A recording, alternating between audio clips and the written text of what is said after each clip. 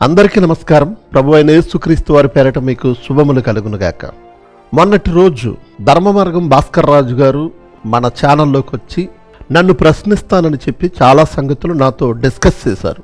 ఆ లైవ్ డిస్కషన్లో భాస్కర్ రాజు గారు చివరిలో పురాణాలకు సంబంధించిన ఒక కథ లేదా ఒక జరిగిన గాథ అంటూ ఒకటి మాట్లాడాడు ఆయన.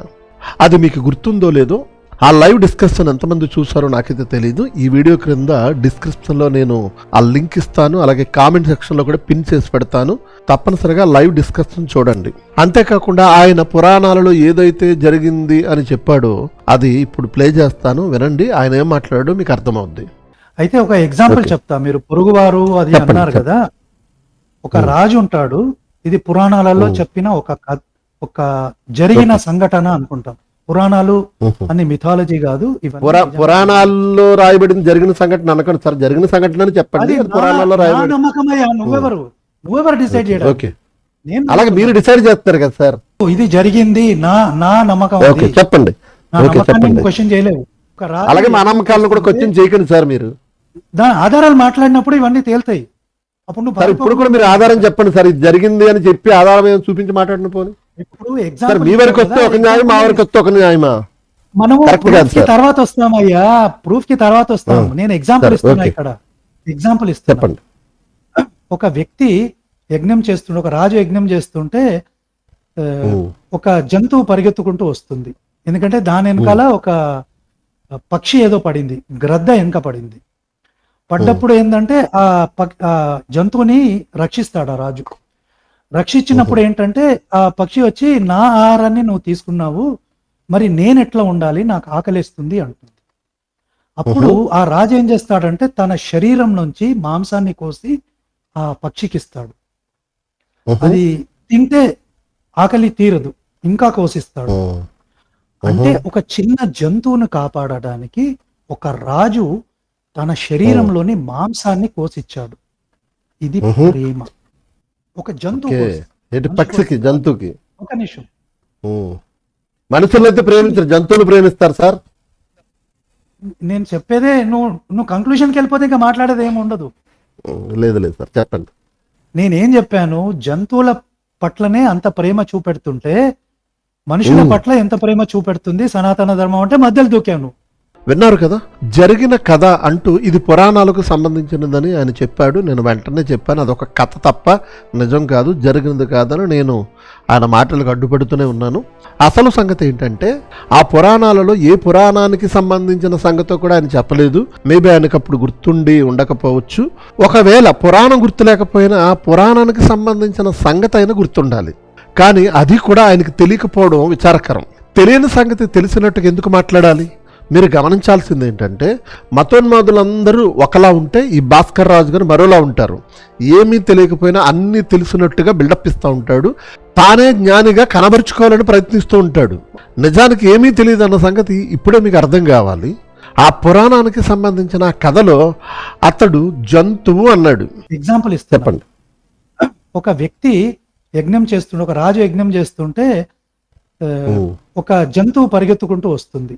ఎందుకంటే దాని వెనకాల ఒక పక్షి ఏదో పడింది, గ్రద్ద వెనక పడింది. పడ్డప్పుడు ఏంటంటే ఆ జంతువుని రక్షిస్తాడు ఆ రాజు. దీనిని ప్రస్తావిస్తూ సనాతన ధర్మంలో జంతువునే ఎంతగా ప్రేమిస్తే మనుషులు ఇంకెంత ప్రేమిస్తారు అంటూ మాట్లాడాడు. అతను మాట్లాడిన ఆ మాటలకు ఆ రోజు నేను ఎంత ఇవ్వాలో అంత ఇచ్చేశాను. సనాతన ధర్మంలో మనిషిని ఎంతగా ప్రేమిస్తారో, గోరక్షణ పేరిట ఎంతమందిని హతమార్చారో, ప్రస్తుత భారతదేశంలో మనుషులను ఎలా చూస్తున్నారో, మనుషులను ఎలా చూస్తుందో ఆ ధర్మం ఆ రోజే నేను అడ్డుపడుతూనే మాట్లాడాను. అయితే ఇక్కడ నేను చెప్పదలుచుకున్నది ఏంటంటే పురాణాలకు సంబంధించిన ఈ కథ ఏ పురాణానికి సంబంధించిందో ఆ రోజు చెప్పలేదు. అలాగే ఆ కథలో జంతువు ప్రస్తావన తీసుకొచ్చాడు. నిజానికి ఇది మహాభారతానికి సంబంధించినది. తృతీయ ఖండములో 3వ ఖండములో శిబి చక్రవర్తికి సంబంధించిన సందర్భం ఇది. ఆ రోజు భాస్కర్ రాజు గారు ఏ పురాణమో చెప్పలేదు, ఆ వ్యక్తి ఎవరో చెప్పలేదు. అలాగే సందర్భంలో లేని జంతువుని తీసుకొచ్చి పెట్టాడు. ఇంతకీ ఆ మహాభారతం అరణ్య పర్వం 3వ ఖండంలో ఈ శిబి చక్రవర్తికి సంబంధించిన ఈ కథ ఏంటంటే గ్రద్ద పావురాన్ని తరుముకుంటూ వస్తుంది. ఈ పావురం ఆ శిబి చక్రవర్తి దగ్గరికి వస్తుంది. శిబి చక్రవర్తిని పరీక్షించడానికి వారు ఎవరైతే దేవతలుగా ఉన్నారో ఒక ఇద్దరు ఈ శిబి చక్రవర్తి ధర్మాన్ని పరీక్షించడానికి వేసిన ప్లాన్ ఇది అని అందులో రాయబడింది. అయితే ఈ శిబి చక్రవర్తి పావురాన్ని కాపాడే ప్రయత్నంలో ఉంటాడు. గ్రద్ద అడుగుతుంది, నాకు మాంసం కావాలి, నా ఆకలి తీరాలి, కాబట్టి ఆ పావురము ఎంత బరువు ఉంటుందో అంత మాంసం నాకు కావాలి అన్నప్పుడు ఆ మాంసం ఏదో నా శరీరం నుండి కోసిస్తానని తన శరీరాన్ని కోసి తక్కిడిలో పెడతా ఉంటాడు. ఎంత శరీరం ముక్కలు చేసి ఆ తక్కిడిలో పెట్టినా ఈ పావురానికి సరి సమానంగా ఆ మాంసం తోగదు. ఆ విధంగా తన శరీరాన్ని ఖండాలుగా ముక్కలు చేసి తక్కిడిలో పెడతాడు. ఇది ఆ కథ. ఈ కథలో జంతువు లేదు, పావురం ఉంది. గ్రద్ద పావురాన్ని తరుముతూ ఉంటుంది. ఆ పావురాన్ని కాపాడాలనుకున్న వ్యక్తి శిబి చక్రవర్తి. కానీ ధర్మ మార్గం భాస్కర్ రాజు గారు ఏం చెప్పాడు? జంతువు అని చెప్పాడు. ఎగ్జాంపుల్ ఇస్తాను. చెప్పండి. ఒక వ్యక్తి యజ్ఞం చేస్తుంటే, ఒక రాజు యజ్ఞం చేస్తుంటే ఒక జంతువు పరిగెత్తుకుంటూ వస్తుంది. ఎందుకంటే దాని వెనకాల ఒక పక్షి ఏదో పడింది, గ్రద్ద వెనక పడింది. పడ్డప్పుడు ఏంటంటే ఆ జంతువుని రక్షిస్తాడు ఆ రాజు. నేనేం చెప్పాను, జంతువుల పట్లనే అంత ప్రేమ చూపెడుతుంటే మనుషుల పట్ల ఎంత ప్రేమ చూపెడుతుంది సనాతన ధర్మం అంటే మధ్యలో దూకాను. నేను దీన్ని ప్రశ్నించాను.